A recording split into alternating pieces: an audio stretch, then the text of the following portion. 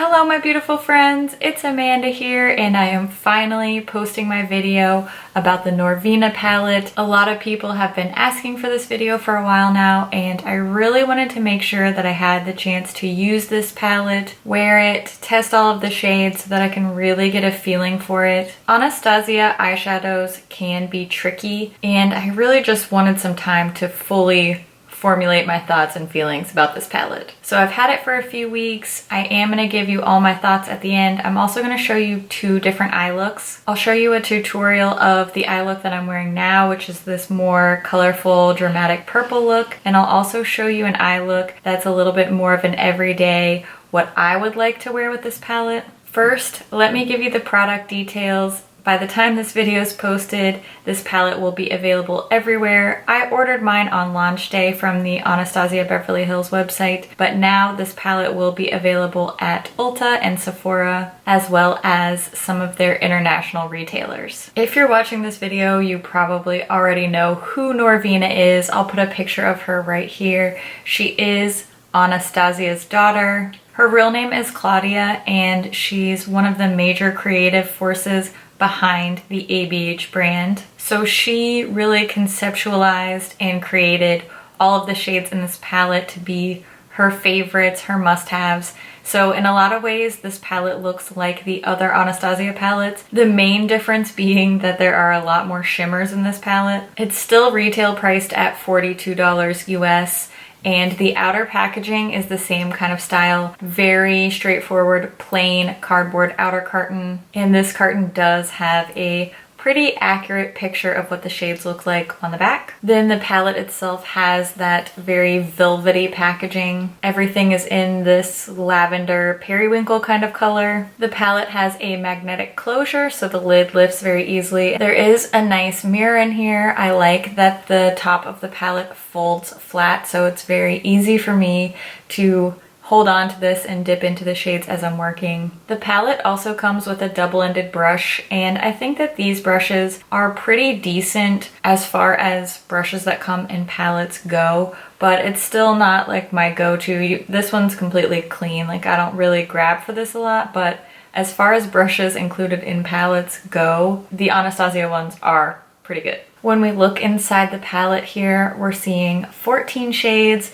the same standard layout as the other ABH palettes. In theory, the top row is all shimmers and the bottom row is all mattes, but take that with a grain of salt because some of these mattes aren't true mattes. There's a little shimmer hiding in some of these mattes. I'm going to jump into the swatches now. As always, I'll be doing both finger and brush swatches right on the back of my hand, no primer down first. The finger swatches will be on top and then the brush swatches will be below. For my brush swatches, I'll be using my e.l.f. flat eyeshadow brush and I'll clean the brush off in between each shade using my Viramona color switch. Here we are looking at the top row from the Norvina palette. These are all the metallic shades.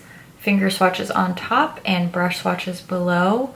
As you can see across the board here, the brush swatches are pretty close to the finger swatches, so these do apply really beautifully with a flat brush, and I do use a dry brush for my swatches, so these are not dampened at all. First is a pale champagne gold called Dreamer, a warm bronzy gold called Summer, a pale but still somehow bright pink called Wild Child. This makes a beautiful topper over another shade for sure. This one's called Rose Gold. This is a deeper rose gold than most of us probably think of. Next, this bright purple called Celestial. Dazzling is a bronze, but it has a bunch of multicolor shimmers in it. That's not really coming across on camera, but it's a lot more dimensional in person. Lastly, we have a deep blackened purple called Drama. Here's the bottom row of the palette. First, we have this off-white shade called Base. This has sort of a satin meets matte texture in my opinion. Next is Soul, this really beautiful periwinkle purple. Soul has visible shimmers in it. It still performs and looks just like a matte on the eyes, but this does have visible shimmers in this eyeshadow. Next is Incense, which is a slightly warm brown, although this looks a lot warmer in the pan than it does applied to the skin. Once this is on the skin, this looks more towards neutral. Especially in the finger swatch, you can tell it's not quite an orangey brown. Very interesting shade. Next is Love, which is a medium rosy pink. This one also has little specks of shimmer in it, much like Soul. It still performs like a matte, but it does have little tiny shimmers in there. Then we have Volatile, which is a cool grayish brown. Eccentric is a very deep mustard. And lastly, a beautiful burgundy matte. This one's called Passion.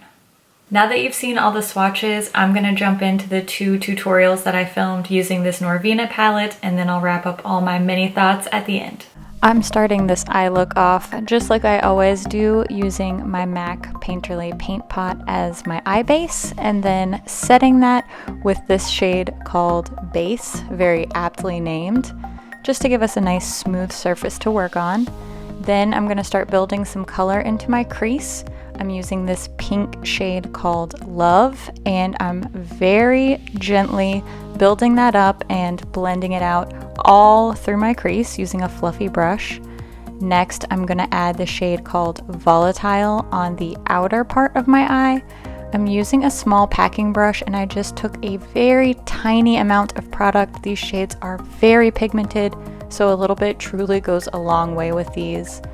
Next, I'm using Love again, and I'm blending those 2 matte shades together so that we get a nice warm pinky brown frame for our eye look. Then I'm going in with Incense, and I'm gonna build that along my lower lash line with a small flat brush. Now for my all over lid color, I'm taking the shade called Dazzling, and I'm using my finger to apply that. I am using tapping motions to deposit the color and then smoothing out with my finger all over the lid. Next, I'm going to use this shade called Wild Child. It's probably my favorite shade in the palette, and just dabbing that right in the center of my lid. Lastly, I'm going back into Base and using a small flat brush to apply that around my inner corner as a highlight. Then I curled my eyelashes and added some of my favorite mascara. This is the L'Oreal Lash Paradise mascara, and I finished off the shimmery pinky look with the MAC Oh Sweetie lip gloss in the shade Coconut Macaroon. Now getting into my second eye look, I'm prepping my eye in the exact same way with my MAC paint pot in the shade Painterly, and then setting that eye base with the shade Base once again.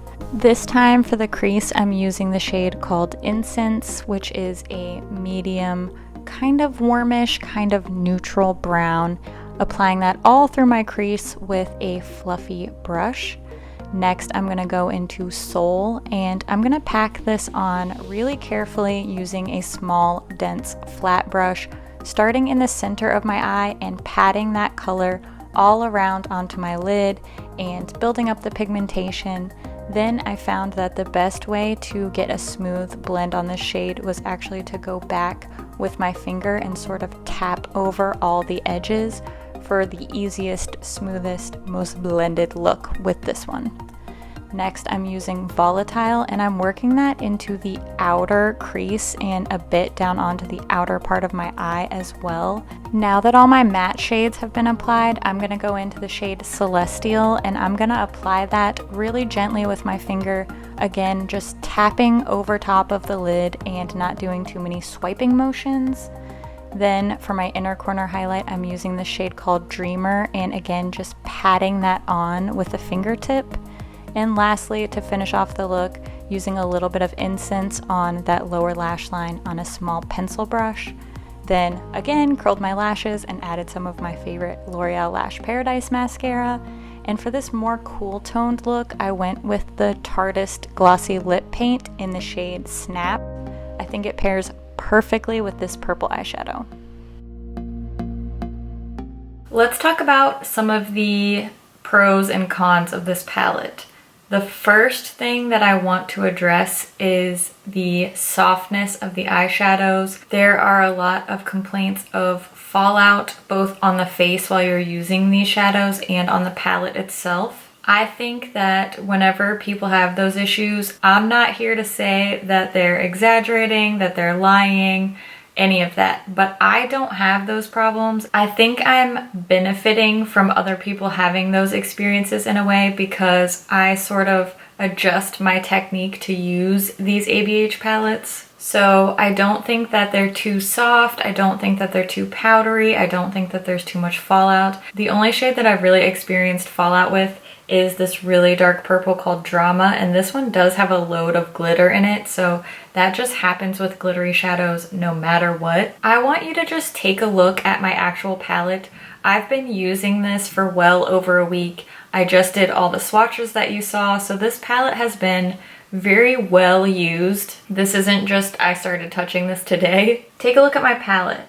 I'm not about to hit pan on any of these shades. I didn't just clean this up. I don't have tons of powder falling out everywhere. It's not a hot mess express. So like I said, I think it's just a difference of use. The way that I approach these shadows is knowing that they're very soft, knowing that they're not hard packed, and knowing that they are super, super pigmented, which makes them more prone to be powdery. My suggestion is when you take a brush to this palette, don't go in there and just grab some. Don't dab. A lot of palettes you really can get in there and swirl your brush around. You don't need to do that with this one. You really should approach these powders very gently. I'm just going to demonstrate how I use them, and hopefully that can help you if you have been having a lot of kickback issues with this. No matter which shade I'm taking, I will take my brush, whether it's a fluffy brush or a flat brush, and I just press into the shadow like this. I don't even need to swipe, just press into it, and look how much pigmentation you get on your brush. You don't need to swipe in there, you don't need to dig and swirl around.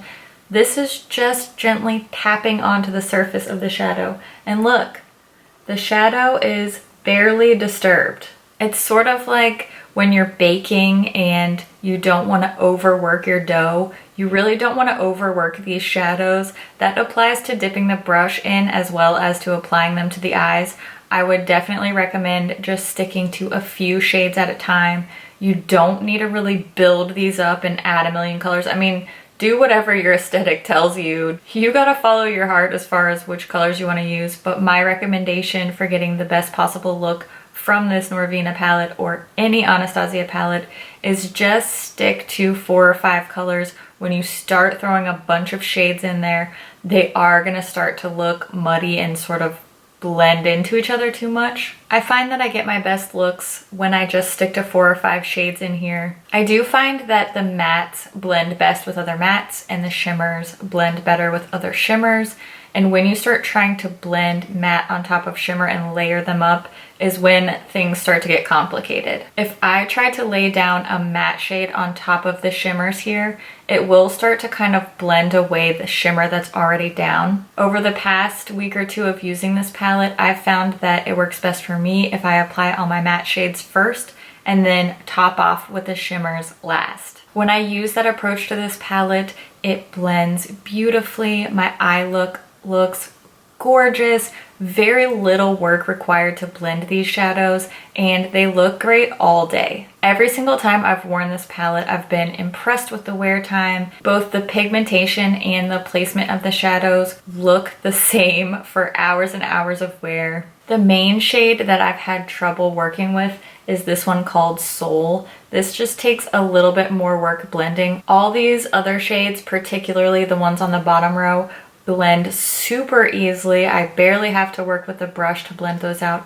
but Soul just took a little bit more finesse. I feel like I've been saying that about purple shades a lot lately. I think the shades in here make a really beautiful and unique color scheme. I found it very easy to create different looks with this palette without reaching for any other eyeshadows, which is a huge bonus, especially when you're paying over $40 for a palette. I like that there's a mixture of warm, cool, and neutral. I like that there are some pops of color, but I do get a lot of everyday type of looks out of this palette as well. Overall, I'm just really pleased with the quality. I'm definitely happy that I purchased this. I will say this is not a palette for beginners. I do think that it takes some finesse to work with these shadows. They are very high quality and beautifully pigmented, but they're not the most beginner friendly, just slap it on and go kind of eyeshadows. So if you're not super confident in your eyeshadow abilities, then this probably isn't going to be the palette for you. I really love taking my time with my eyeshadow. Eyeshadow is my favorite part of my makeup, so I don't find it difficult to slow down and be very thoughtful with how I use these shades. But with that being said, this palette may not be for everyone for that reason. I'm not sure if this is going to be limited edition or permanent. They haven't really said too much about it. From my understanding, this Norvina palette is currently considered limited edition, but if there is enough demand for it, they may make it part of their permanent line. I'd love to hear your thoughts on this palette. What do you think about the colors? What do you think about this formula? Is this one on your wish list? Leave a comment and let us know what you think. As always, thank you so much for watching, and I'll see you in my next video. Bye.